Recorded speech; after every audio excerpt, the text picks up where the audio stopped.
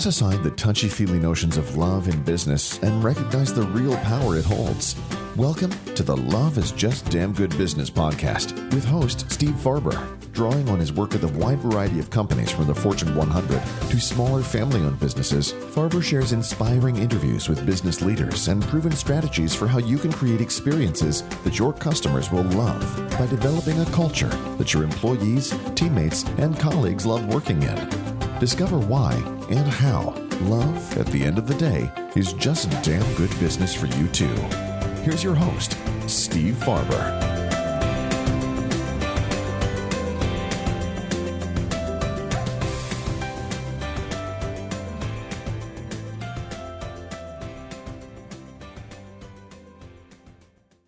Hello and welcome to episode number 7 of the Love is Just Damn Good Business podcast. I'm your host, Steve Farber.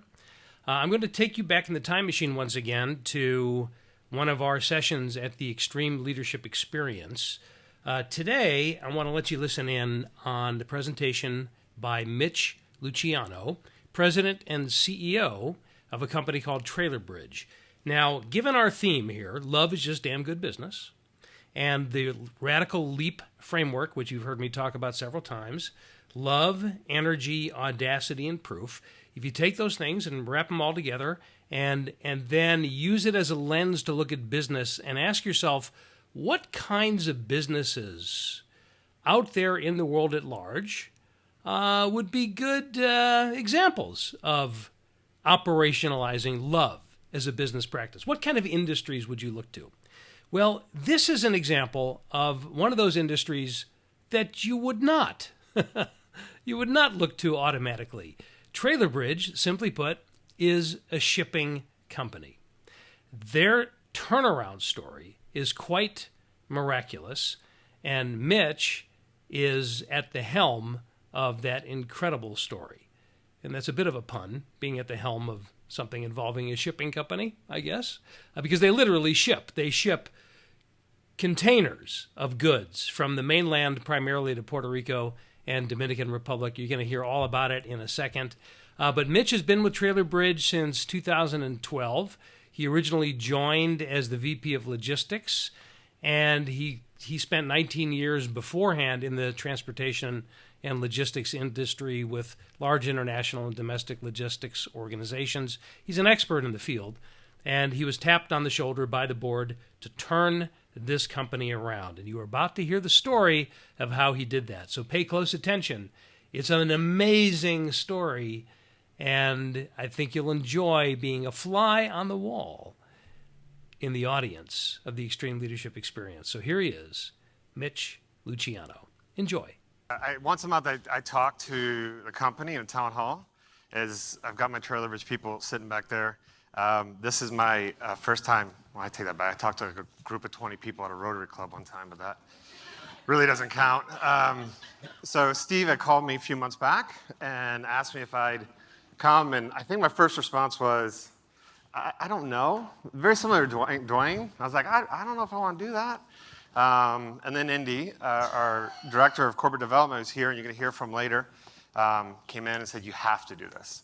And so I don't, this is the most public thing we've ever done, really, with Trailer Bridge. I kind of keep it very low key. We don't like to do press releases. I like to keep everything very low key and just be successful. That's my goal. I don't like attention. I don't like attention from me. I don't like attention for the company. And now I know we're potentially in this amazing book, and that just scares the hell out of me. But that's all right. And so I'm going to give a quick snapshot of Trailer Bridge, and I think Steve and I are going to get an opportunity to sit down and answer some questions. What we did, who we are, who we were, and then what we did to get to our current spot today. So what are we? We're very simply a shipping company. We own barges, as you can see them in the bottom left, and we take them from Jacksonville to San Juan, Puerto Rico, and Puerto Plata, Dominican Republic. Our customers are Walmart, Rooms to Go, Unilever. I heard the Unilever this morning. Honda, American Honda. Those are customers of ours. And one of the things we always try to identify what's our why. Why are we doing this? And there are people on the other end of these shipments that is very important to them. And our why became really critical for us in September of 2017 when the hurricane destroyed Puerto Rico. Our why became very, very important. And so we have that service. It's what we do. And we also have logistics offices around the country that we do domestic shipping for clients like U.S. Foods and other clients here in the United States. Who we were. So company started in 1992 by Malcolm McLean. And back in 2011, the company filed bankruptcy in 2011. John Roby, who's here with me today, he and I joined the company in November of 2012. I would suggest you don't join a company when they come out of bankruptcy. It's very, very difficult. So I joined as a VP, John joined as a director, and then we did a customer survey back in 2013, and it was we were chosen for price. Service was not even an option for customers. It was all about price, which meant that's what drove us into bankruptcy. We were just a low-cost carrier. Since that time, in 2012 when we joined, we have 4 CEOs. 4 different people. One was there probably about a year, and the other 3 were about 3 to 6 months, give or take. So we had 4 CEOs. So we had no trust. And I know that looks really good. My wife kept asking me, what the hell is the cake?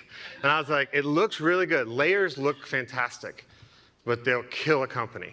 And we had so many layers. You know, we had VPs, assistant VPs, senior directors, senior VPs. We had them all over the place. And we just peeled them all away and got down to the basics again. Back then, our average EBITDA in 2012 and 13 and 14 was roughly a $24 million loss on a $100 million company. We're only a $100 million company, and we're losing $24 million. So they came to me at the end of 14, and they said, Mitch, we would like you to be the president of the company, president CEO. I was like, I don't want the CEO title. I want nothing to do with CEO title. It has a really bad rap in this company. I'll take the president's role. That's fine. That's fantastic. But we're going to do a lot of crazy stuff. I mean, you're going to have to trust me a little bit. And we are owned by basically New York City hedge funds, distressed buyers. And so they said, we have nothing else to lose. At the time, they were looking at liquidating the organization and getting their money back. But I said, just give me a few years. And so we got rid of the resistors. First thing we did. Resistors being those that said, you have no idea what you're doing, this isn't going to work. And my response was, you're right, I have no idea what I'm doing, and I don't know if this is going to work, but it's something different. We have to change. And the other was, that's not the way we do it. We haven't done it that way for the last 20 years. And I reminded those people the last 20 years got you into bankruptcy. So we have to change the way we do it. So we got rid of them. So we talk about change the people, change the results. Literally, in the first 2 years, we changed over 50% of the employees. We got rid of them. They either resigned or they were terminated. But we were very kind about it. We probably spent, I don't even know what the number is, hundreds of thousands of dollars in severance. We made sure we did it respectfully. And a lot of these people, our old VP of sales, he and I still golf to this day. And I sent him into early retirement, and he was thankful because his wife ended up getting sick. And he actually thanked me for doing that down the road. So even though you have to make very difficult decisions, and I had to make them along with the team, it was for the betterment of everybody else. So everyone else had a job. That's the hardest part. You're getting rid of one bad apple, so everyone else still has a job. So the company doesn't go anywhere. So then we started hiring high character, energetic people. You know, I say this, there's like a couple different groups in our company, like the maintenance team. I can't hire someone without experience that's not a welder. I can't hire someone to weld if they don't know what they're doing. Other departments, I hired people without experience. I want high energetic, high character. When you ask someone, my only question I ask them during an interview is, tell me about yourself. That's it. I don't ask them anything else. And you find out right then in the first 2 minutes who they are. If they start talking about their resume, say, I don't want to know about that. So if they start talking about their family, I want to hire them. Because their family is most important. That's what's most important to me and most important to the company. We started to respect and love the team. Genuinely love the team. Yesterday at lunch, one of the things I told the group I was sitting with, it's exhausting. It's so exhausting. Every single minute of the day. We all have to do it. All the leaders have to do it. It's rewarding. I get filled up from it as well. But when I go home, and my wife says, and I have 3 older daughters between 10 and 17, and now I have an 11-month-old son. So Dwayne, I feel you. And I'm praying to God there's no number 2 coming. But it's my wife says, here's Niall. And I'm like, oh, I just need like 15 minutes, just 15. It's exhausting, but then right back into the family. It's tough. Then Indy came to me one day and said, hey, I hired Indy back in 2015. I always like to say 14, but it was 15, as our new director of HR. As soon as I became the president, the current HR director knew. She knew. We did not get along at all, and she just handed me a resignation immediately. And I was like, well, we saved us a lot of time. So I hired Indy, and she came to me after a few weeks and said, we need leadership development. And I said, I 100% agree with you. I said, but one premise. You have to read Radical Lead. And so I had never met Steve. I have never even read an article from Steve. I just read his books. Our VP of Sales, 12 years ago, gave me Radical Lead.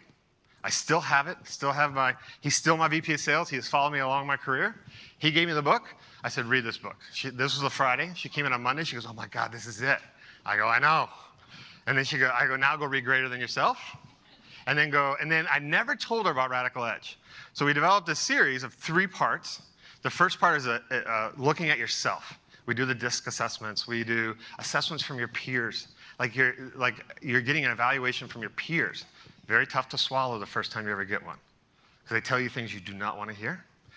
So then the second part is around Greater Than Yourself. It's about taking it to the team and then having a GTY project. And then the final part is about taking everything you've learned and taking it to the world, showing our customers in the world how we make that happen. And Indy had wrote that part. I was like, so you read Radical Edge? She goes, no. I was like, well, you need to go read that now. And she came back and she goes, oh my God.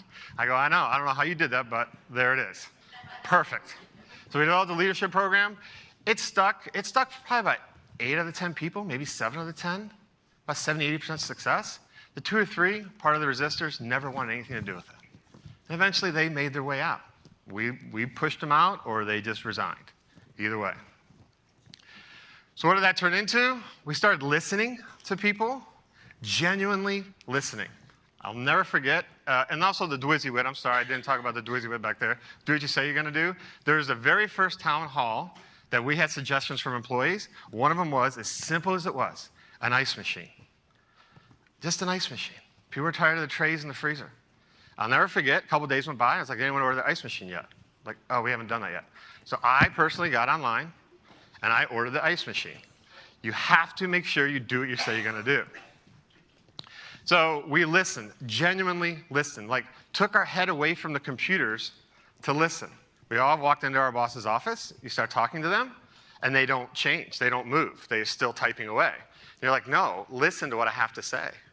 So if someone, listen, we all have those, we all have these employees inside of Trailer Bridge. We have them in Trailer Bridge, we have them everywhere. As soon as someone comes in and says, do you have 5 minutes? You know it's really 30, and it's not going to be about work. It's going to be, and everyone back there knows what I'm going to talk about. It's going to be about the bowling over the weekend. I'm like, oh, here we go, bowling. I'm going to listen.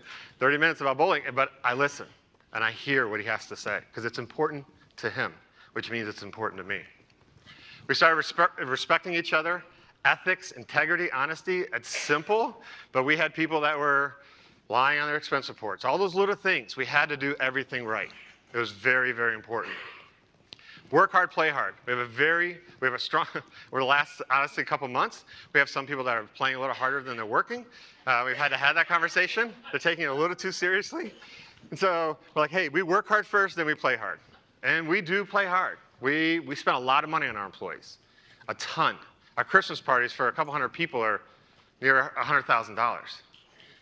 But I'm a big believer of spending money to make money. And remember, I've got the New York City hedge fund guys behind us.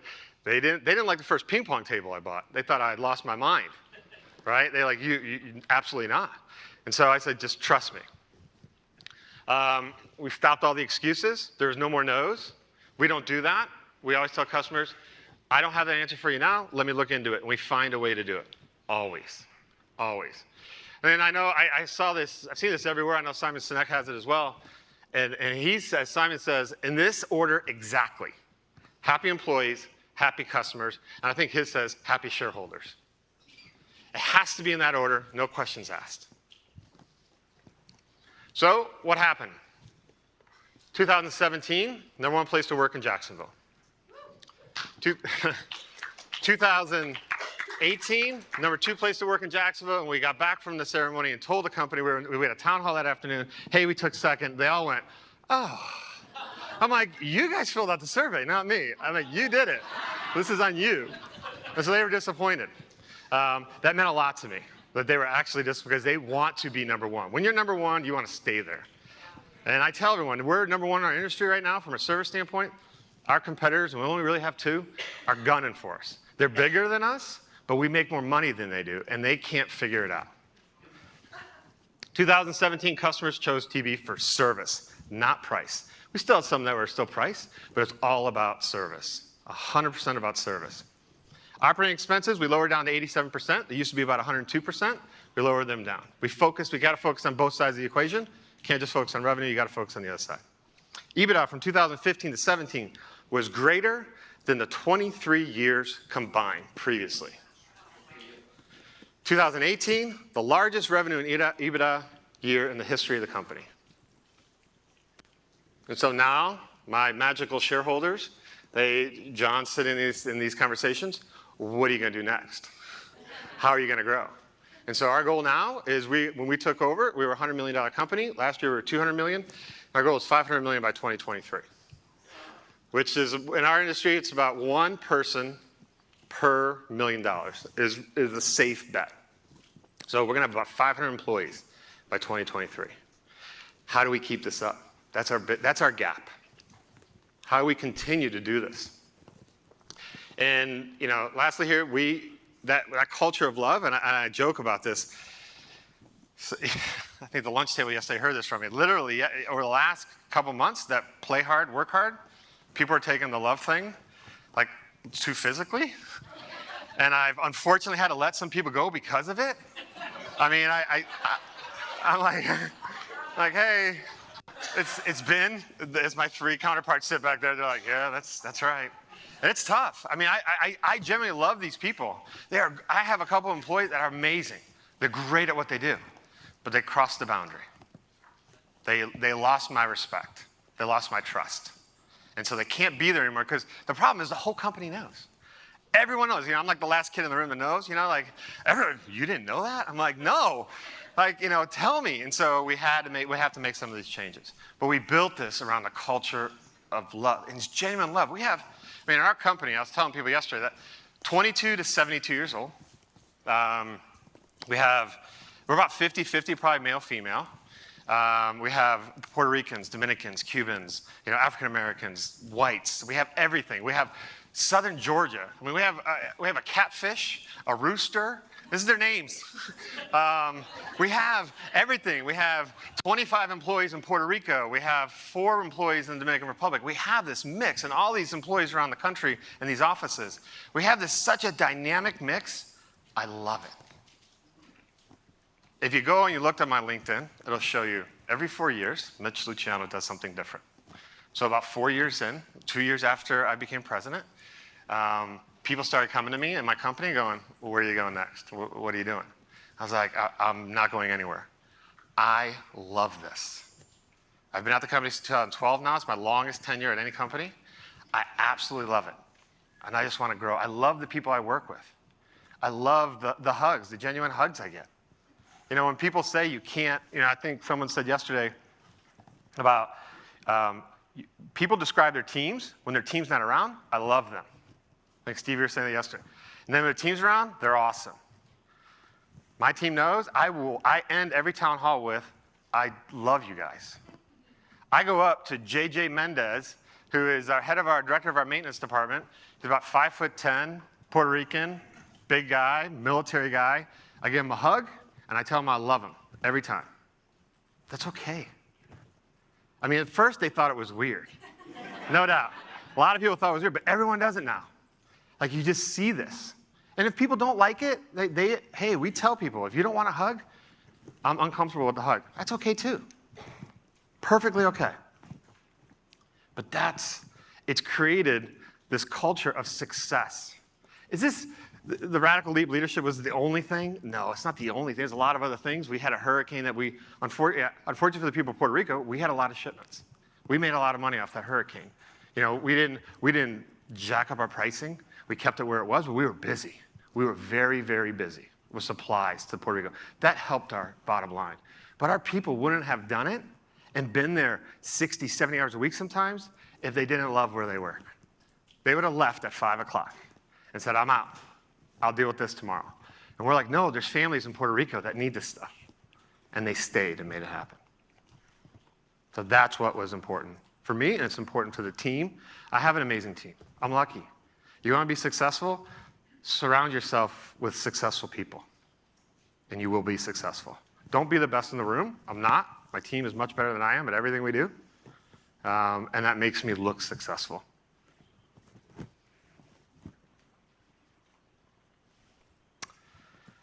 That's it.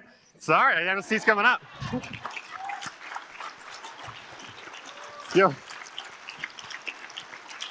find, I never prepare for these things. I do this, but I look it over a couple times, and wife's always like, so you know what you're going to say? And I'm like, I have no idea. I don't like being prepared. So I love the ending. Yeah. That's it. That's it. I'm going to use that. Have a seat. Yeah. So we're just pull that up just a little bit closer to the stage. So we're gonna chat for a little bit. And obviously, we'd love to hear from you. And I also have a couple of questions for you, Mitch. First of all, where's the rest of the Trailer Bridge team? Can you guys stand up for a second? So I have a thunderous applause. Thank you guys for being here. So from a personal note, one of the things that I really I love about this is it really you guys demonstrated to me and to our team the power of these ideas in that you basically read the books and then did the stuff, right? Yeah. So the question that I get asked a lot is, well, I read your book and it's I like it and all that. It's good, yeah. So I could use a little more, some how-tos, maybe a list of shit to do, and I'm always reluctant to do that because I feel like every company is so different that it's really more about facilitating a process where those ideas will emerge from the people that are there, right? So you guys did all the first part of this. We didn't even know each other. No. And then you appeared one day. Indy and several of the team came to our certification program and said, we want to tell you what we're doing, which is really quite remarkable. Yeah, so Indy and I facilitate the trainings, and it's 2 days, it's 3 sessions, 2 days each session, over about a 5 to 6 month period. We take them for 2 days, we let them go back to their place, they read the book, they do some homework, a little bit of homework, and they come back. And so after the first round, I don't know if someone came to me, or I imagine someone came to me with the idea, we got to send somebody to San Diego to go to his extreme leadership training. And so he said Indy, Jacob, Nate, and Amanda, and they all came back like jacked up. They were just like super excited. Everyone wanted to start facilitating the training. We're like, slow down. So they were super excited, and that's how we got to meet Steve. Yeah. So as I got to know you guys, and we spent a lot of time talking on the phone. I interviewed you guys for the case study, which made its way into the book. One of the things that struck me, you mentioned it here that happy employees equals happy customers equals business. It's kind of what we were talking about the other day, right? If you want your customers to love you, you have to create a culture that people love working in. You can't do that unless you love it yourself first. That's the whole kind of case for love as a business principle. So obviously you embodied this. There was something in you that said, this is the right way to go. And they tapped you on the shoulder and said, CEO, you said, I'll take president. You were coming from that place. And I heard some pretty remarkable stories about what your team has done for customers. Can you give us an example or two of some of your customer experiences that have come out of this group? Customer experiences. I mean, we were we were an organization that, in our industry, we have a lot of brokers. I think every industry has brokers of some kind. When I said we only had 2 other competitors, there's only 3 providers. It didn't make sense to me that we would work with a broker. There's only 3 of us. How does a broker exist? So it's like, I reference it, it's like if there's only 3 mortgage companies, would use a broker to mortgage a house, you just go to the 3 companies and get your best rate and move on. And so we moved away from a lot of brokers. We fired them. A lot of customers didn't get it. They were like, I hear people laughing in the background. All right, we don't want to work with you. I mean, we legitimately fired customers. It pissed off a lot of people. They thought we definitely had lost our mind and we were going to go out of business. But those customers that appreciated it and honored it, they jumped on board. And we get, there's videos of Trailer Bridge outside of the, Steve, and thank you, we get a lot of attention for those, so I appreciate that. The customers, when they talk about, they get a person. We've gained a lot of customers in our industry because when you call us, you get the same person every time. You don't get a team of people that don't know what the last conversation was about. You get the same person. That's one of our key elements of our success. And customers love that. And we've had, customers, there's a lot that praise our efforts. There's a lot that praise the people and what they do.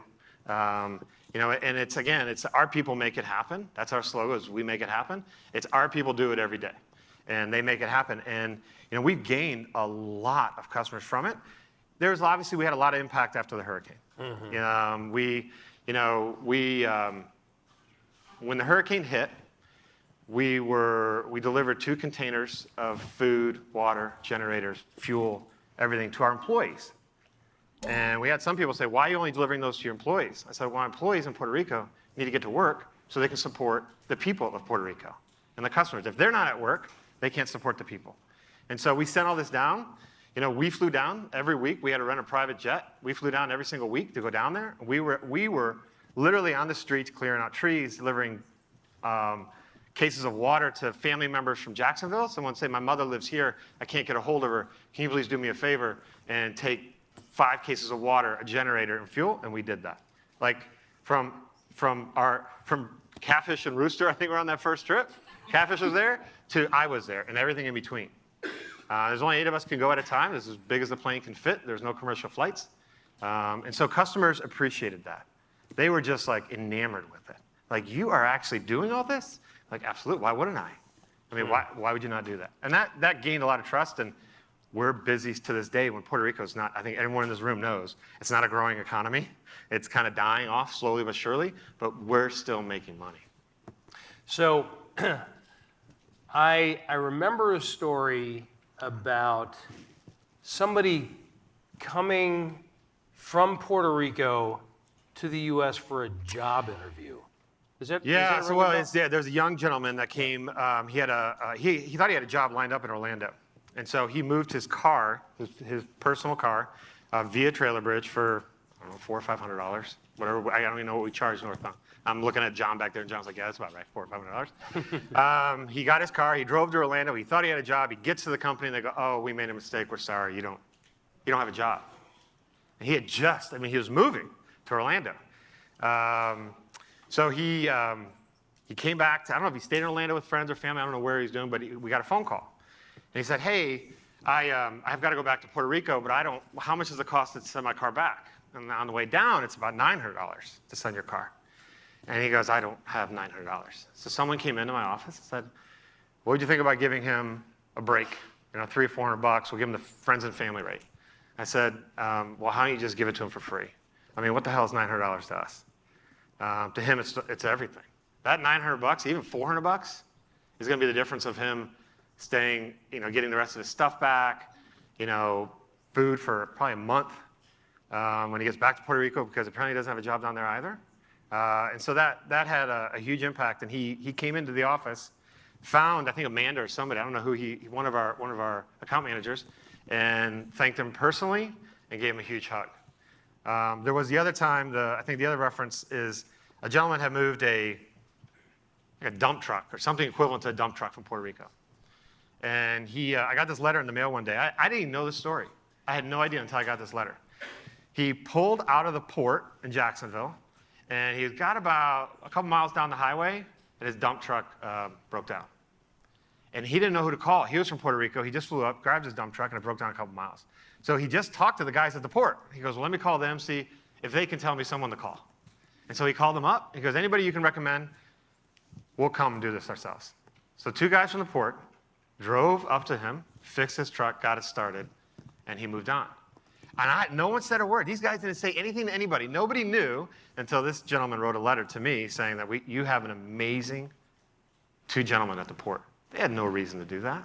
0. It was no benefit to them, but they did it because this guy, they could do it. Number 1, they knew how to fix it. Number 2, I took it as they love where they work. Yeah. And they want to do this for this gentleman they just met. So you guys have, do you have like, customer service procedure manuals and that kind of a thing? No. Okay.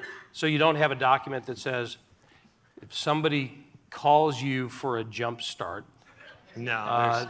you proceed to step 2, 3. No. No. So it's just the built-in expectation, so here's. It's not even, I don't even know if it's a built-in expectation. Not even an expectation. It's what's in their heart. Yeah. It's what they do. It's just what they do. It's just what they do. So we've hired. Here's what I find. One of the things that I. What did you say? So what? It's who we've hired. I thought you said so we fired him. No. Oh, okay, good. No. That was a little cognitive down the dissonance for a port minute there. You're out. You're out of here. Who do you think you are making a decision like that? It's like the old, I empower you to go out there and make decisions, just don't screw it up, and before you make any decisions, check with me. That's what it looks like in a lot of, it's not that. So what I find interesting about this is I've heard those stories before. I actually had to remind you of those. And to me, you did. To me, they're like extraordinary stories, and the fact that I have to remind you of those, just kind of, I can infer from that it's like, well, this kind of stuff happens a lot. It's just kind of what happens. It's what we do. I mean, Yeah.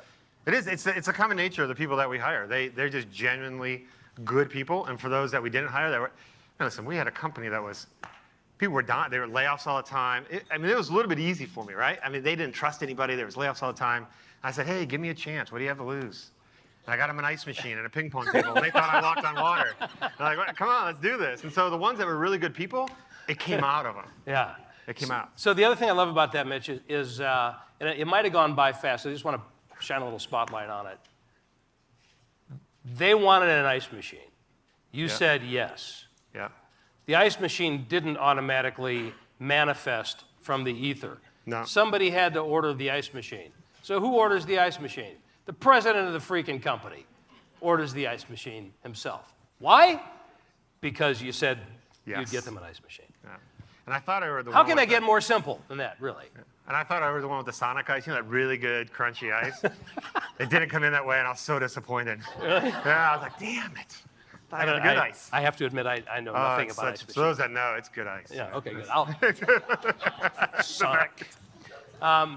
So we'll turn it over to you guys for questions. So I hope you're kind of percolating on what you want to ask Mitch for. You can ask for advice and application, anything goes. But one more thing, just from kind of a dollars and cents figure. I want to put it in sharp relief so we don't miss the point. A company that came out of bankruptcy, toxic environment, bankrupt, 4 CEOs in 3 years, 4 heads of HR in about the same period of time, something like that, right? People were dying to get out of there to number 1 and number 2 best place to work in the city of Jacksonville, most profitable performance in the history of the company, growing like crazy. Who are your best recruiters? How much do you spend on recruiting firms now? I mean, about 60%, maybe a little bit less than that, is from the employees of the company. Mm-hmm. We have a small, like $250 referral of a new hire, and we get about 60% because my thing is they're on the hook too. So if they recommend somebody, I like to remind them that if that person fails, you're failing with them, and so make sure they don't fail. And we have some that do, they just don't make it. But then the other part is, we have job sites, and we use some recruiters for other high-end jobs. Mm-hmm. The managers of some of these offices in, Minneapolis, Minnesota. We don't have a recruiting station there, and so we have to hire a recruiter. But outside of that, but most of it's from internal. So how much of that happened back when the company emerged from bankruptcy? Oh, nobody would recommend. Just an obvious question, Yeah. sorry. So they were leaving. So that's one example of how this has impacted the bottom line, right? You're obviously saving money on recruiting and getting better talent, which I'm assuming is going to affect your turnover rate and all that. But there's some, and I'm not a shipping and logistics person. I know that might shock you, but there was some formula. I'm trying to remember what it was. Some formula that you guys would use when you're shipping a container, say for example, to Puerto Rico, in terms of in the old days. It had to be full to a certain percentage, or yeah. So or our barges, each was a little bit different, but on Easamath, they handle about 300 containers. And so if they didn't have 70%, we call utilization, at least 70% of the barge was full, they wouldn't sail it. We sail every Wednesday and Friday. They would just hold it and then put the freight on the next sail. Okay, so if I were a customer who had something on that barge, it would be delayed. It would be for delayed. 2 to 5 days, depending on which sailing it was. Because you didn't fill it. We didn't. I mean, come on, because you didn't it wasn't fill above 70%. Yes. Yeah. Okay. All right. But that wasn't my decision. Right. I didn't do that. Those are the olden days. Those are the 4 CEOs before. Okay. So just stop there for a second. Let's be clear. So a decision to not sail until we hit this percentage is an internally focused decision. In other words, what is better for us? Yeah. With no consideration for the customer who was originally told it will get there by X date. Correct. Right? So what happened after that? I mean, effective immediately when we came on board, I remember the first couple barges that weren't like maybe 60, 65%. And they're like, well, what are we going to do? I go, what do you mean what are we going to do? We're going to sail. And they go, well, we're going to lose money.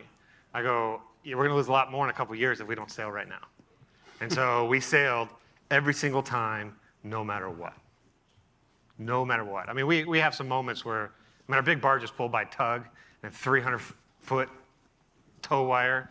I mean, so the tug's not working right, but we spend every penny we can to get that tug in going. We do everything possible. You know, it just occurs to me that is just another example of the ice machine. Right? We said we're going to sail. We said we're going to sail, so we're going to sail. You said we're going to get an ice machine, so we got an ice machine. It's the same thing. It's the same principle on a bigger scale. So what was the effect long term then? I mean, long term, last year, like I said, in 2018 was our best year. I mean, we're not publicly traded, but if you dig deep enough into our owners, you'll find our information. So I have no problem saying this out in the public. And I was live stream. I take that. I'm probably not going to repeat well. that. Yeah. Yeah, you're doing well. So long term, we were full. I mean, we were just absolutely full last year. The hurricane had some residuals, obviously, but after the second half of the year, we're full. Customers and we're making a lot of money. That's the long-term effect. All right, so just to put it completely in layman's terms, which is the only way I can talk about your business, this is what it sounds like to me.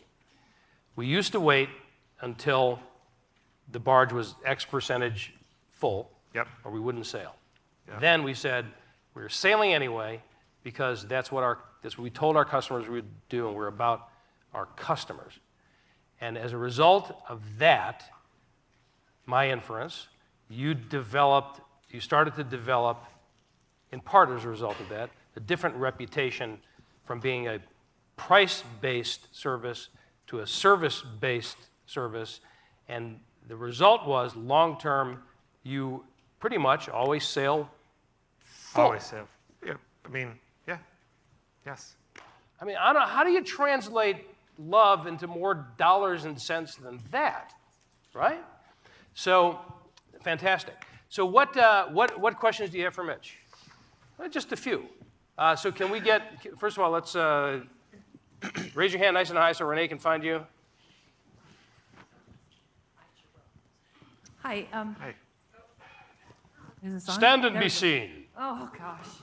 I feel so powerful. Hey. Hey. So I'm curious.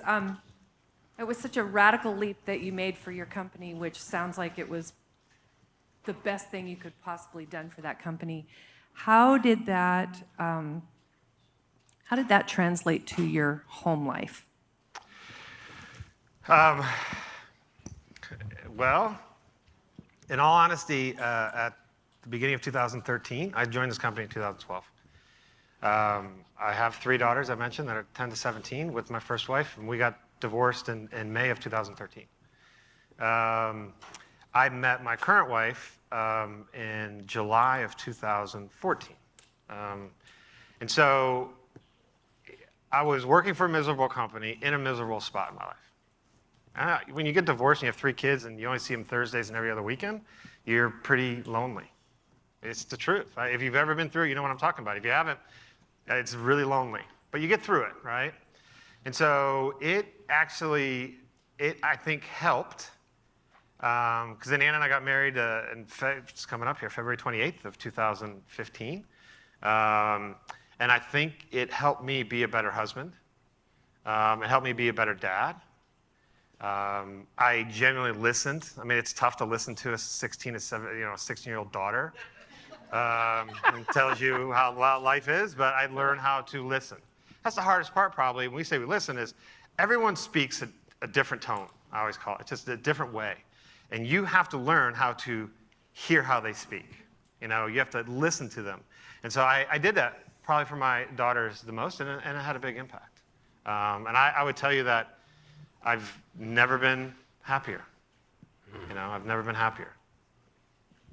Yeah. So I want to go a little bit deeper. Uh-oh. Surprise. Well, so what was it that got you in 2012 to be able to say, trust me? Trust me. You came in and you said to these stakeholders. What got you to get to that point to be able to say, in your own trust life me? where you could say, trust me, I'm going to take this company in a different direction. I'm just curious about you and who you were to be able to have that kind of confidence. Honestly, in 2000, at the end of 2012, the true story is John and I were at another company, and we were doing work with Trailer Bridge. And the owner of that company did something, and I was the COO at the time, and John was running basically the brokerage group. And the owner of the company did something. I knew the bank, he broke a covenant loan. And I walked into his office and said, you just broke a covenant loan. They're going to be here by Wednesday to shut you down. He goes, oh, you don't know what you're talking about. And so they were in there by Wednesday, and they shut it. The chief restructuring officer showed up from Wells Fargo. And I went, that's it. We're getting closed. The next morning, he came in, turned off all the computers, and we were closed.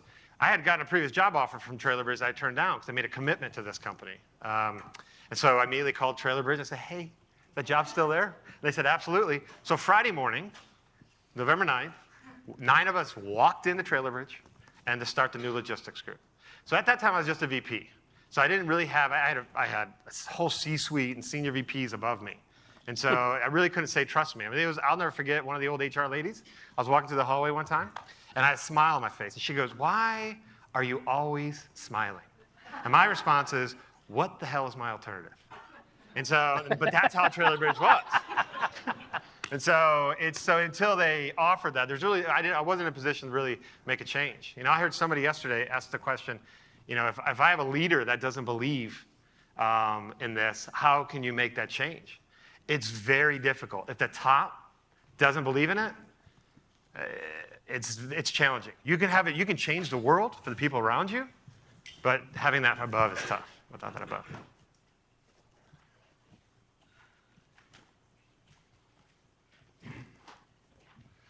Awesome having you here today. I love what Indy did with Extreme Leader, Extreme Service, Extreme Team, and that development of those programs for your company and how you guys are using it. I'm curious if you have any tactical tips, if you've done anything to roll it into specifically around love, energy, and audacity, to roll it into one-on-ones, performance reviews, comp reviews, and things like that happen within your organization. Yeah, so Trailer Bridge used to do the yearly annual evaluations, which actually probably never really happened. We try to go through people's personnel files, and there's like one every 4 years. We got rid of them right away because typically the employee is in there for one reason. They're not hearing a word you're saying. They're in there to find out if they're getting a raise or not, right? It's all about comp. It's not about the evaluation. That's all they care about. So we got rid of them. And then Indy, as a yogi, and my wife is one as well, as yoga teachers, we had this start, stop, continue. We began with that as quarterly kind of evaluations. Then we changed it to love it, learn it, fix it. And so people give peer-to-peer, supervisor to a colleague, colleague to supervisor. You give a love it, learn it, fix it. And you're supposed to do it every quarter. I admit I fail. I don't get them all done every quarter. But I always use the example of Indy, who you hear talk. She'll walk into my office and go, I need to love it, learn it, fix it right now. And I'm like, okay, let's do this. And it's a verbal. It may not be in writing, but it's a verbal. And so that's one of the things we really tried to establish, and it's worked. Listen, at first when we started doing this for peer-to-peer, people would complain about, you need to fix the cologne you're wearing or perfume, it's annoying me, that kind of stuff. So we had to get over that hump. I mean, it took us, it was a 3-year project. When we started this, I said it's going to take us 3 years. And if we have one day that we do not push this forward, it'll all go back to where it was. And so it's constant, constant, constant. And there was a lot of times that you didn't see the light at the end of the tunnel. But you had to keep doing it. We had to keep, changing along the way a little bit, tweaking it. But the biggest one to that point was the love it, learn to fix it.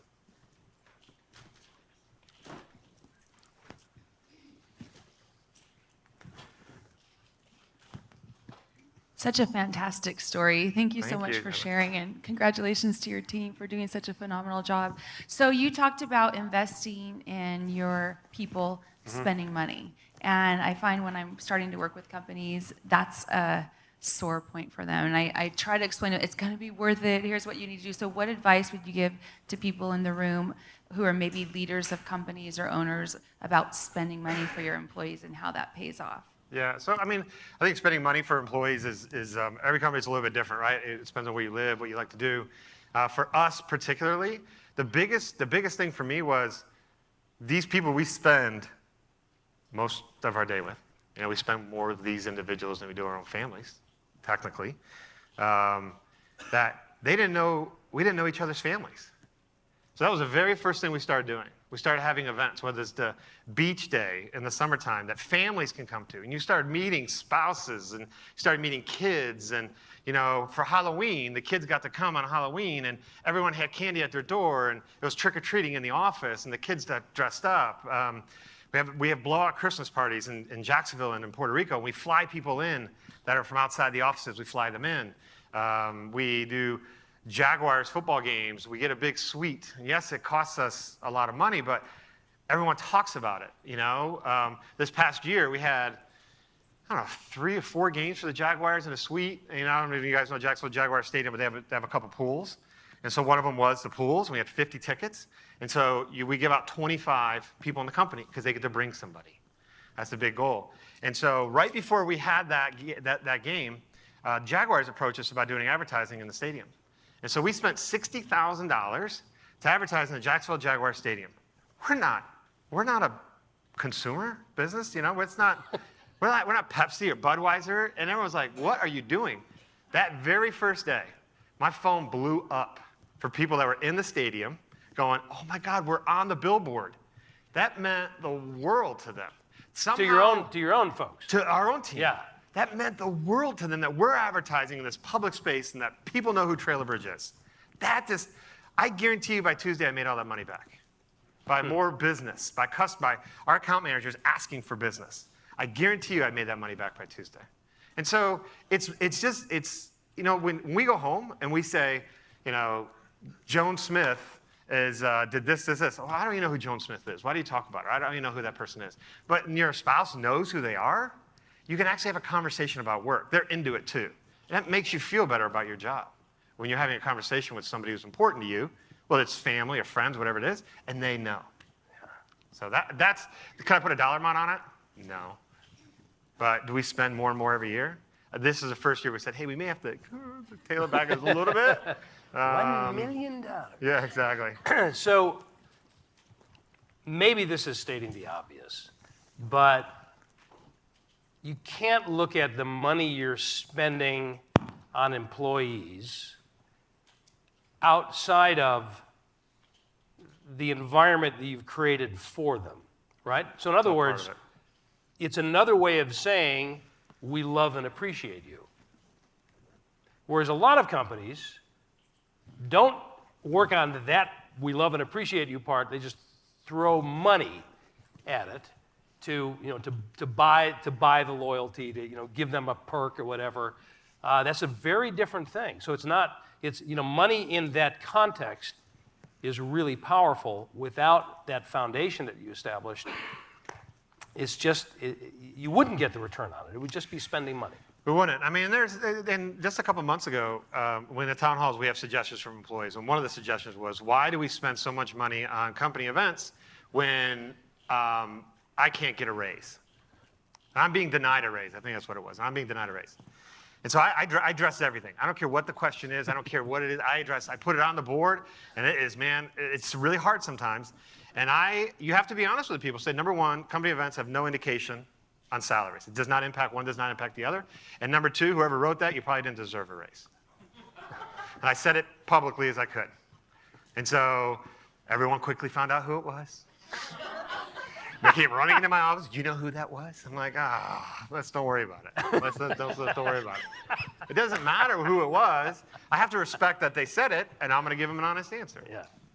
So it's not about making sure that everybody's happy all the time, and No. it's so you have the hugs, you have the I love you and all that, but it's also, look, I'm just going to be direct and truthful. Yeah. Jason.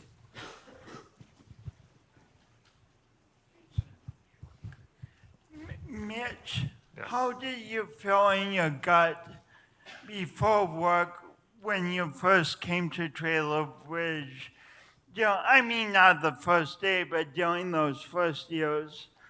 How did you feel in the morning in your gut before you came to work versus how do you feel in the morning in your gut now when you go to work? And I said that question with far more words than I needed. That's all right. I got it.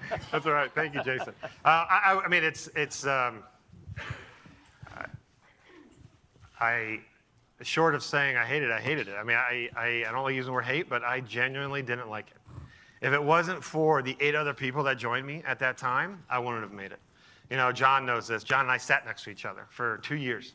If it wasn't for John and Trevor and Kyle and Jeff and Steve, we had a few others that are no longer with us, but if it wasn't for those guys, I wouldn't have made it. I didn't like getting up in the morning, and we always say this at work. I want people to get up in the morning and be excited about going to work. Yes, you're going to have days like, I really don't want to go to work today. This is really going to suck. I know how busy it's going to be. We have our barge days, right? Wednesday and Fridays are really busy. This is going to be a tough day. And I get that. That's normal. But you don't want to have that feeling of, I don't even want to get up. I felt that way for quite a while. If I didn't meet Anna back in July of 2014, before I got the opportunity I have now, I would have probably felt that way for another 6 to 12 months. But I did. So she made me happier already from the get-go, and then this job just fulfilled me, having the opportunity to do what I do. And so I love going to work. You know, I get to take my girls to school. Now I have them every other week for the whole week, and now I get to take them to school. And then I go to work, and I love it. It fills me up in the morning. Well, I hope you enjoyed hearing the Trailer Bridge story from the man himself, Mitch Luciano. I'm telling you, I am inspired by that story every day. I mean, almost literally every day because, you know, I'm a storyteller, and I love to tell that story. Ever since I heard Mitch present it in the way that you just heard it, I tell the story in virtually every keynote that I do.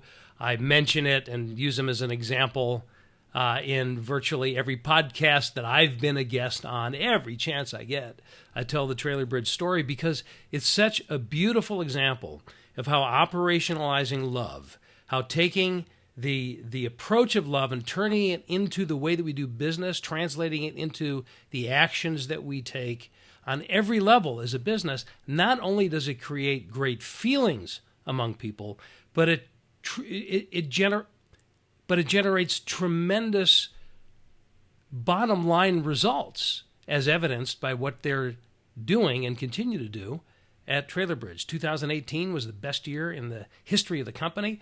They're expanding all around the U.S., and they are on fire. And I just get, like I said, inspired by them every day. I hope you took some great inspiration and some ideas from that as well to apply in your business. So until next time, this is Steve Farber reminding you to do what you love in the service of people who love what you do, just like Mitch and the team at Trailer Bridge. Thank you for listening to another episode of Love is Just Damn Good Business with Steve Farber. Join us again next time, because when customer and employee satisfaction just isn't enough anymore, we are here to back you up with specific ideas to operationalize love to make an enormous difference in your business, personal life, and the world around you. Visit our website at stevefarber.com to leave a review. And don't forget to share the love with your colleagues and friends, because after all, it's just damn good business.